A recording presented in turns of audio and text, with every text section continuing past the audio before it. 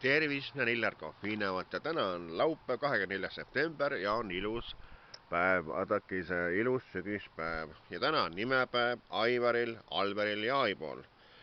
Nii et minu poolt ka teile siis palju tervist, palju õnne.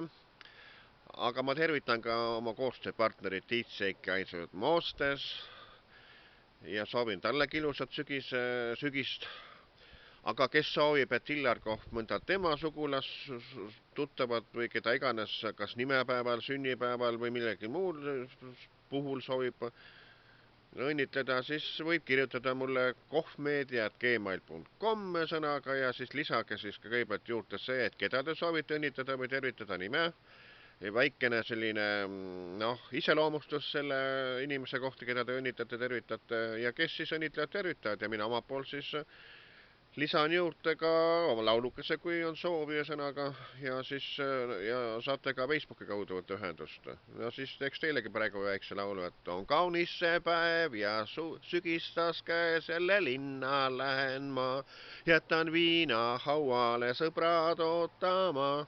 Ei küsi ma luba, sest täna ma vaba, võtmed peidus mati all, on päikeses pruun mu karvane keha, linnud laulmas taeva all, on nii kuum, päikses pruun, täna suveöös me möllame, poolik surfilaud huulil rõõmus laulaja majas vaikselt sillime, oled hea, seda tean, keset suve on me pidu hoos, poolik surfilaud huulil rõõmus laulaja majas vaikselt grillime.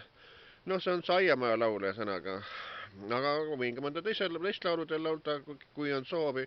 Nii et kui on soovi, et Illar Kohv kas mõne lauluga või tervitab mõnda teie sugulast, sõpra või tuttavat, siis võtke minuga ühendust, kas kohvmeedia@gmail.com või siis Facebooki kaudu. Nii et jään ootama teie soove. Ütlen mina, Illar Kohv.